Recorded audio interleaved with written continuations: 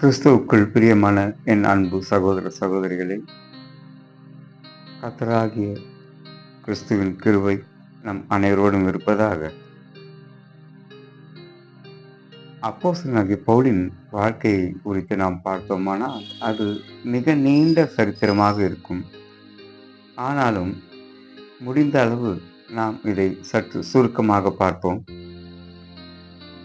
இவர் அப்போஸ்தலர் 7ஆம் அதிகாரம் 58ஆம் வசனத்தில் ஸ்தேவானை கொலை செய்யும் சம்பவத்தில் ஒரு வாலிபனாக சவுல் நமக்கு அறிமுகமாகின்றார். இந்த அப்போஸ்தலர் நடபடிகள் புஸ்தகமானது ஒரு வரலாற்று புத்தகமாக இருக்கிறது. அதனுடைய கருப்பொருள் 1ஆம் அதிகாரம் 8ஆம் வசனம். இதில் முக்கியமான வார்த்தை, நீங்கள் எனக்கு சாட்சிகளாய் இருப்பீர்கள்.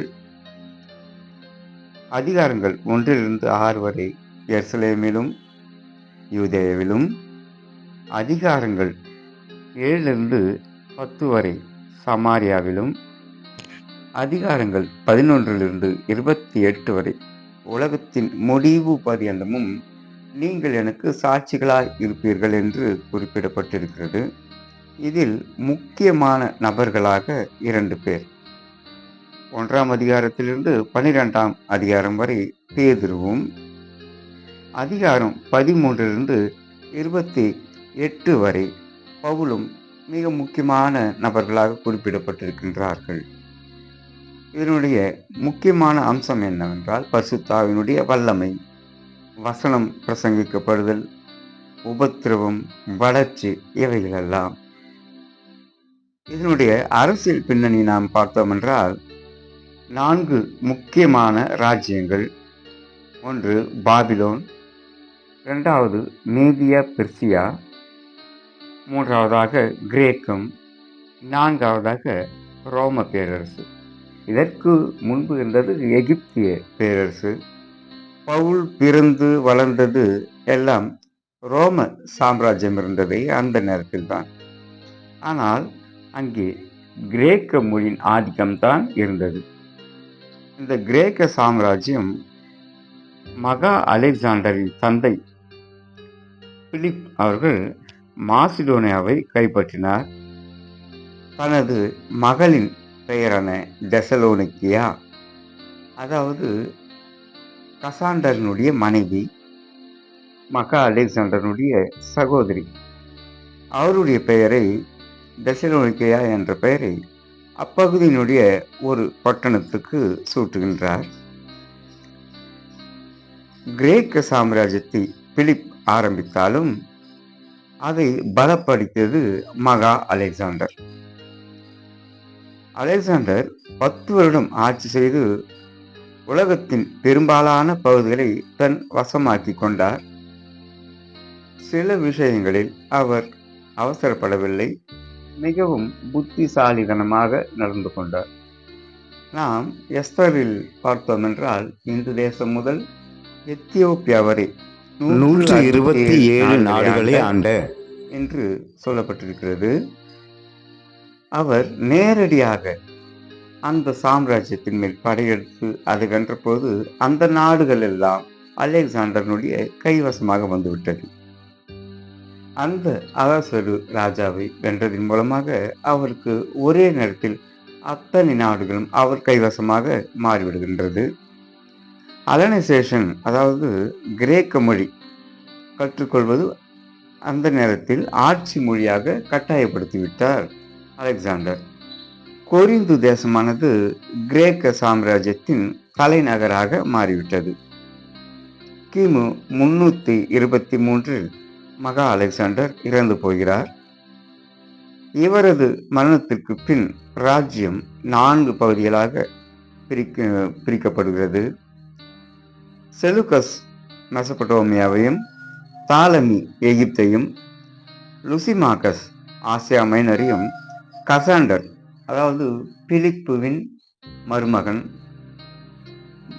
தெசலோனிக்காவினுடைய கணவர் கிரீஸையும் ஆளுகிறார்.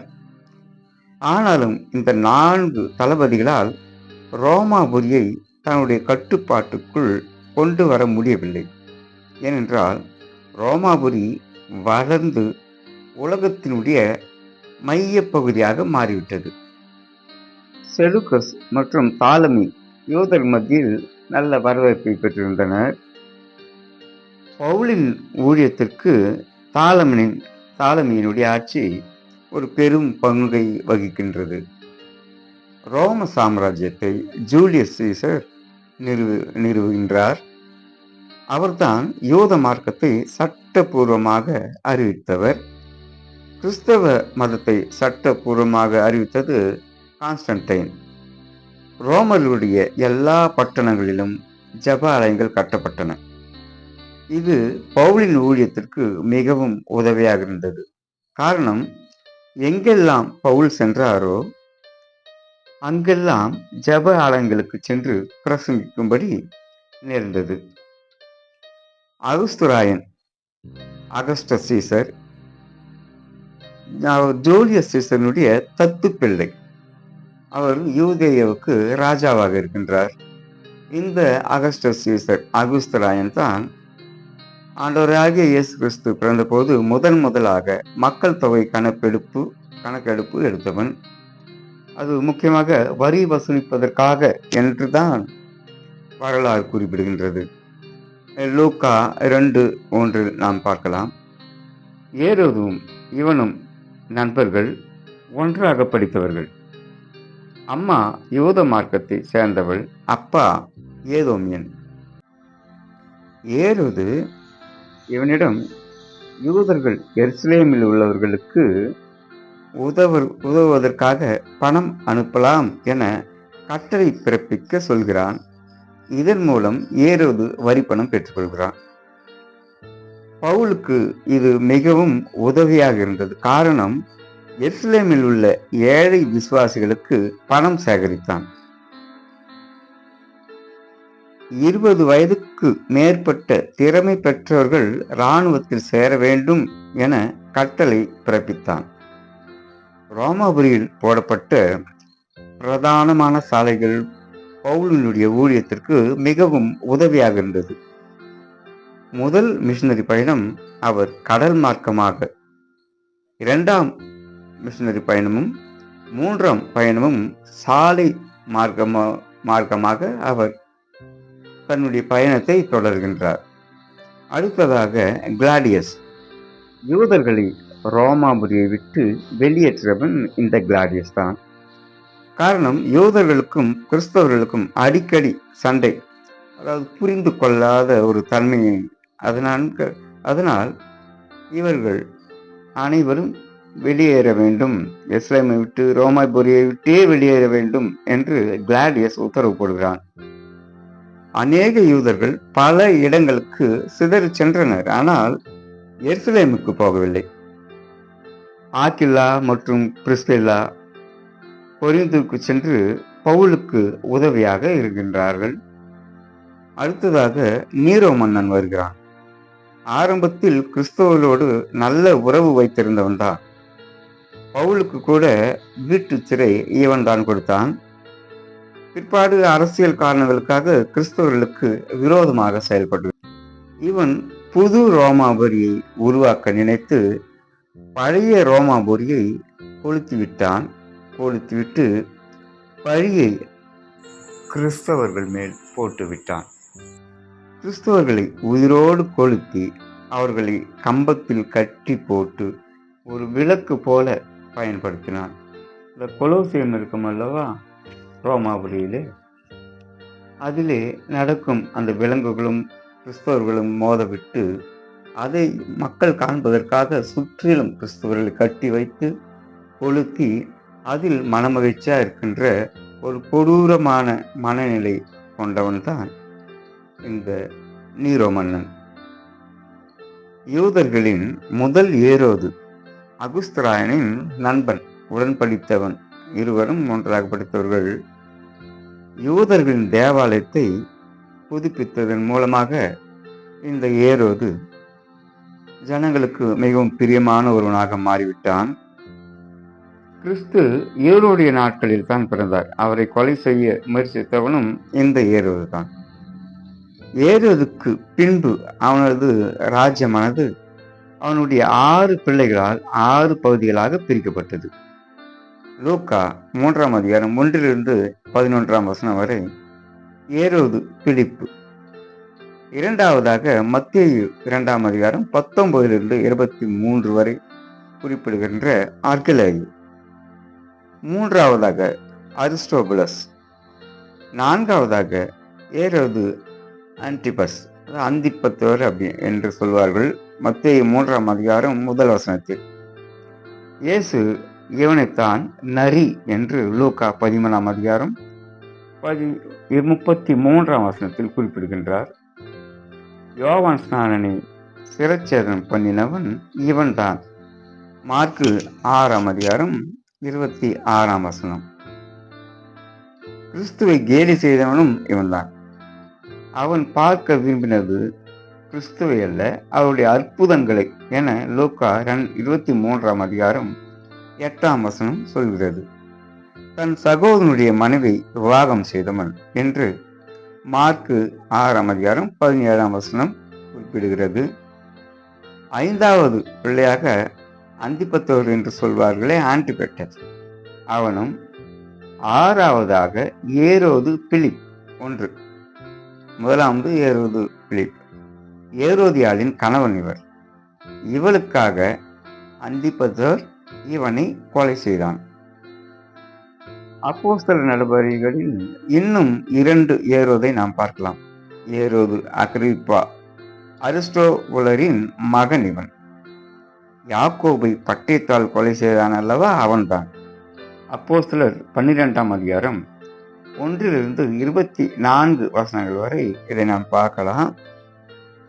இவனும் மனாயினும் ஒன்றாக அரண்மனையில் வளர்க்கப்பட்டவர்களாக அப்போஸ்தலர் 13ஆம் அதிகாரம் 1ஆம் வசனம் குறிப்பிடுகிறது. இரண்டாவது ஏரோது அக்ரிப்பா. இவன் ஏரோது அக்ரிப்பாவின் முதலாவது மகன். பவுல் இவனுக்கு சுவிசேஷம் அறிவித்தார். அப்போஸ்தலர் 26ஆம் அதிகாரம் 28ஆம் வசனம். என்னை கொஞ்சம் குறைய கிறிஸ்தவன் ஆக்குவதற்கு சம்மதிக்கிறார் என்று சொன்னவன் இவன்தான்.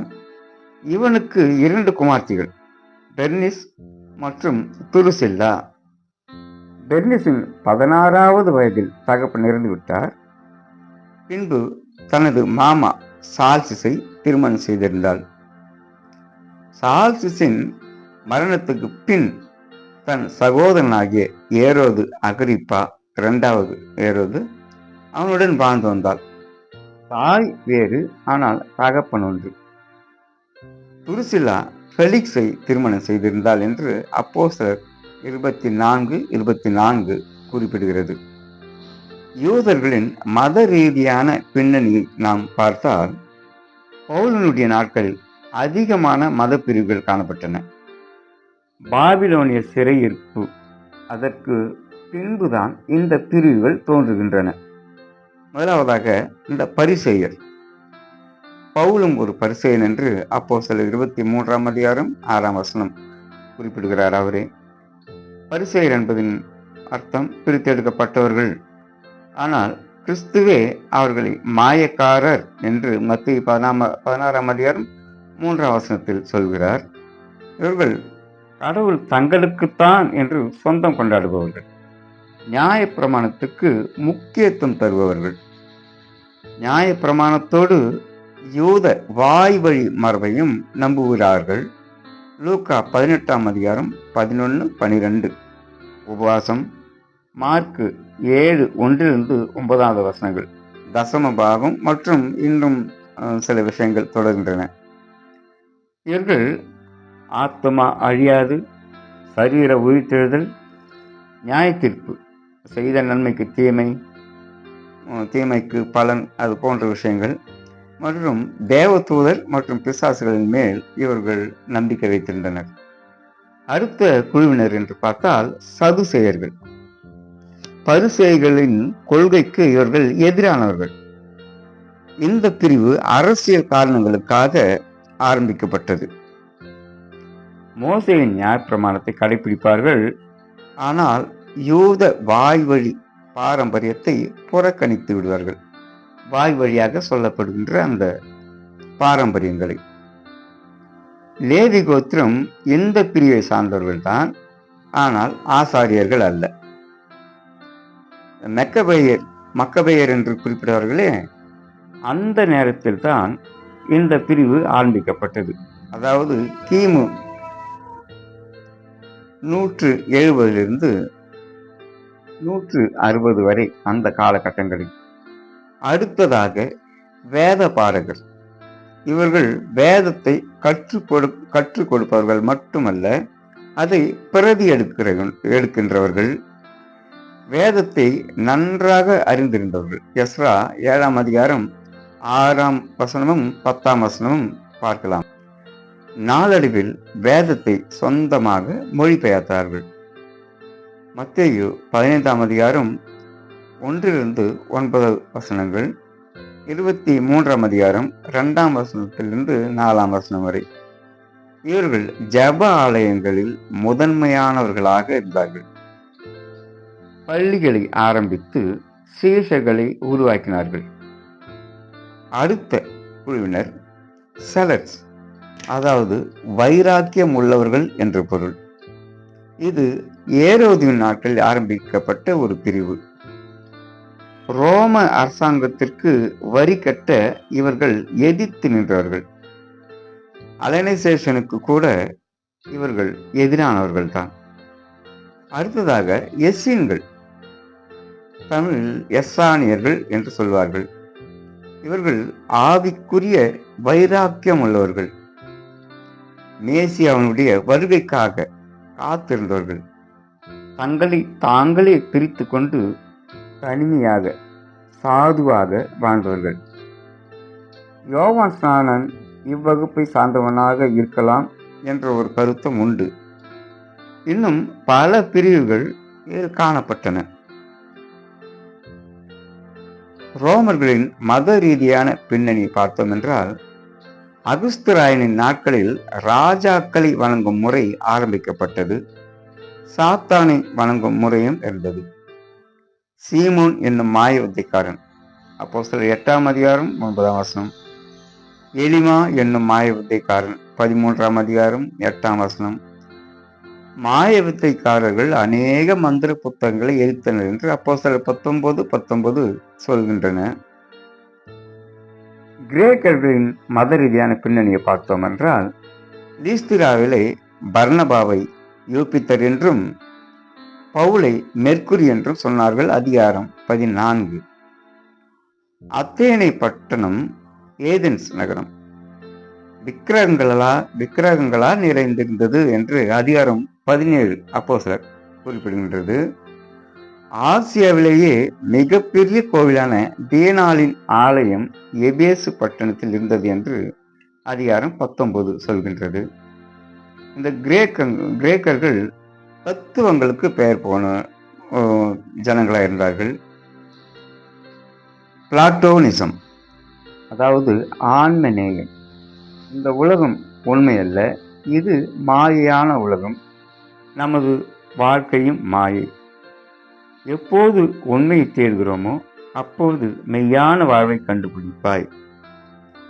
பிலாத்து இயேசுவிடம் கேட்கிறானே, சத்தியமாவது என்ன?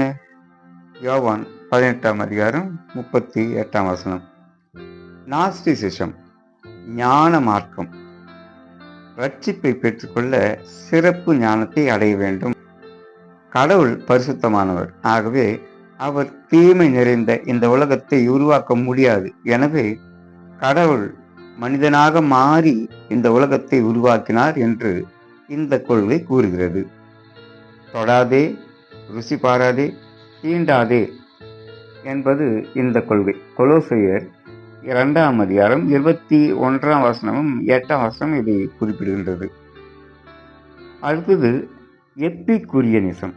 அப்போஸ்தலர் 17ஆம் அதிகாரம் 18வது வசனத்தில் இதை நாம் பார்க்கலாம். நாளை நம்முடையதல்ல, ஆகவே இருக்கும் வரை நன்றாக அனுபவிக்க வேண்டும், அந்த கொள்கை. ஆனால் இயேசு கூறுகிறார், மனுஷன் உலகம் முழுவதையும் ஆதாயப்படுத்திக் கொண்டாலும் தன் ஜீவனை நஷ்டப்படுத்தினால் அவனுக்கு லாபம் என்ன என்று மத்தேயு 16ஆம் அதிகாரம் 26ஆம் வசனத்தில் குறிப்பிடுகின்றார். அடுத்ததாக ஸ்தோய்கர், இன்ப துன்ப நடுநிலை கோட்பாடு இவர்களுடையது. கடவுள் ஒரு மனிதன் அல்ல, அது ஒரு சக்தி. உலகத்தை கட்டுப்பாட்டுக்குள் வைத்திருப்பது இந்த சக்தியே. இயற்கையே எல்லாம் நன்றாக போய்க் கொண்டிருக்கிறது, ஆனால் மனிதன் இவைகளை அழிக்கிறான். இயற்கையை அழிக்காதே, இயற்கையோடு வாழு என்பது இந்த ஸ்டோயிக்கர்னுடைய கொள்கை. சமுதாய பின்னணி என்று பார்த்தோம் என்றால் அடிமை சந்தைகள் இங்கே காணப்பட்டன.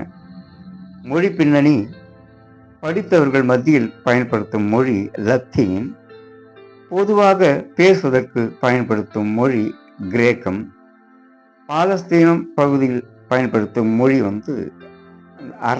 அரமேய மொழி என்று இயேசு பேசினாரே அந்த மொழி. லூக்கா 23ஆம் அதிகாரம் 38ஆம் வசனம். இவன் யூதருடைய ராஜா என்று கிரேக்கு, லத்தீன், எபிரேயு எழுத்துகள் எழுதி இயேசுவின் சிலுவைக்கு மேலாக அடித்து வைத்தனர். ஒரு ஆர்வ கோளாறு உள்ள ஒரு விசுவாசி ஜெபித்ததின் விளைவு. சவுலை பவுலாக மாற்றின தேவன் என்று அடிக்கடி குறிப்பிடுவார்கள். ஆனால் சவுலை பவுலாக தேவன் மாற்றவில்லை. மார்க்கஸ் என்பது கிரேக்க பெயர். தன்னுடைய பெயரை எபிரேய பெயராக மார்க்கு என்று எப்படி மார்க்கு மாற்றிக்கொண்டாரோ அதுபோல சவுல் என்பது எபிரேய பெயர், பவுல் என்பது ரோம பெயர். சவுல் என்பதற்கு கேட்டு பெற்றுக்கொண்டவன் என்று அர்த்தம். பவுல் என்ற ரோம பெயருக்கு சிறியவன் என்று அர்த்தம். புறஜாதிகளுக்குள்ளே இவர் பிரசங்கிக்கப்படுவதால், இவர் ஊழியம் செய்வதால், இவர் சவுலாக சென்று சவுல் என்ற எபிரேய பெயரோடு சென்று பிரசங்கிக்க விரும்பாமல் தன்னுடைய ரோம பிரஜை என்ற ரோம குடிமகனாகிய அந்த பவுல் என்ற பெயரோடு புறஜாதியருடன் போய் அவர் பிரசங்கிக்கும் போது அவர்களோடு ஒன்றாக கலந்தோர் போல, அந்நியர் போல் தோன்றாமல் மிகவும் நெருக்கமானவராக இருப்பது போல் அந்த பவுல் என்ற பெயர் அவர்களுக்கு படுகிறது. இப்பொழுது நான் போய் தமிழ் செல்வன் என்ற பெயரில் ஒரிசாவிலோ பீகாரிலோ ஊழியம் செய்வதை விட மேத்தா என்ற அவர்களுடைய மொழியில் அவர்களுக்கு நான் அறிமுகமானால் அவர்கள் என்னை அவர்களில் ஒருவனாக ஏற்றுக்கொள்வார்கள் அல்லவா? அது போன்று இவர் சவுல் என்ற பெயரை, எபிரேய பெயரை மாற்றி பவுல் என்ற பெயரோடு அவர்களோடு பேசுகின்றார், அவர்களோடு பழகுகின்றார். புறஜாதியரோடு அந்த ரோம பெயரோடு சென்று அறிமுகமாகின்றார். மற்றபடி சவுலை பவுலாக மாற்றிய தேவன் என்றெல்லாம் ஒன்றும் இல்லை. சவுல் என்பது எபிரேய பெயர், பவுல் என்பது ரோம பெயர். இவர் நியாயப்பிரமாணத்தின்படியே குற்றம் சாட்டப்படாதவர் என்று பிலிப்பியர் 3ஆம் அதிகாரம் 6ஆம் வசனம். நல் மனசாட்சியோடு தேவனுக்கு முன்பாக நடந்தவன் என்று அப்போஸ்தலர் 23ஆம் அதிகாரம் 1 வசனம். இவர் பவுல் பிறந்தது கிபி 1. இவர் பென்யமின் கோத்திரத்தை சார்ந்தவர் என்று பிலிப்பியர் 3ஆம் அதிகாரம் 5ஆம் வசனத்தில் நான் பார்க்கலாம். இவர் மிகவும் புகழ்பெற்ற தர்சு பட்டணத்தில் ரோம குடிமகனாக பிறந்தவர். 22ஆம் அதிகாரம் 28ஆம் வசனம் அப்போஸ்தலரில் பார்க்கலாம். 21ஆம் அதிகாரம் 39. தகப்பனார் ஒரு பரிசேயர். அப்போஸ்தலர் 23ஆம் அதிகாரம் 6ஆம் வசனம். தாயார் குறித்து எந்த தகவலும் இல்லை. எருசலேமில் பவுலின் சகோதரி இருந்ததாக அப்போஸ்தலர் 23ஆம் அதிகாரம் 16ஆம் வசனத்தில் நாம் பார்க்கலாம். ஆனால் பவுல் எருசலேமுக்கு சென்றபோது பேதுருவின் வீட்டில் தங்கினதாகத்தான் நாம் பார்க்க முடிகிறது. கலாத்தியர் 1ஆம் அதிகாரம் 18ஆம் வசனம். காரணம், தன் சகோதரி ஒரு பெயர் கிறிஸ்தவர்களாக இருந்திருக்கலாம். அதனால் அவர் அதை தவிர்த்திருக்கலாம். பவுலின் கல்வி பருவத்தை பார்த்தோம் என்றால், யூதர்களின் பிள்ளைக்கு 5 வயது வரை முதல் பள்ளிக்கூடம் வீடு, 6 வயது ஆகும்போது ஜெப ஆலயங்களுக்கு சென்று கற்றுக்கொள்வார்கள். பவுல் தர்சு பட்டணத்தில் உள்ள ஜெப ஆலயத்தில் படித்தவர். படித்தது எபிரேய மொழி, பேசுவது கிரேக்க மொழி. தர்சு பட்டணம் சிலிசியா நாட்டினுடைய தலைநகரம். 10 வயதில் மிஷ்னா, அதாவது நியாயப்பிரமாணத்தை விளக்கி சொல்லுவாங்க இல்லையா, நியாயப்பிரமாண விளக்கம், அது கற்றுத்தரப்படும், மிஷ்னா என்று சொல்வார்கள். 13 வயதில் இன்னும் உயர்நிலை கல்விக்கு அவர்கள் ஆயத்தமாவார்கள். தர்சு பட்டணத்தில் நல்ல பிரசித்தி பெற்ற பல்கலைக்கழகம் இருந்தது. பவுல் இருந்தும் கமாலியரின் பாதப்படியில் கற்றுக்கொண்டான் என்று வேதம் குறிப்பிடுகிறது. அதற்காக அவர் எருசலேமுக்கு சென்றார். பல்கலைக்கழகத்துக்கு பெயர் பெற்ற உலகத்தினுடைய 3 தலை சிறந்த இடங்கள் இருந்தது. ஒன்று எகிப்தில் இருக்கிற அலெக்சாண்ட்ரியா, இரண்டாவது சாக்ரட்டிஸ் பிறந்தார் அல்லவா, சாக்ரட்டிஸ், அரிஸ்டாட்டில், பிளேட்டோ இவர்களெல்லாம் பிறந்த அந்த அத்தேனே என்கிற ஏதென்ஸ் பட்டணம், அத்தேனே பட்டணம் என்று தமிழ் வேதத்தில் குறிப்பிடப்பட்டிருக்கும். அடுத்தது தர்சு பட்டணம், பவுல் பிறந்தாரே அந்த ஊர். சவுலினுடைய வாலிப பருவத்தை நாம் பார்த்தோம் என்றால்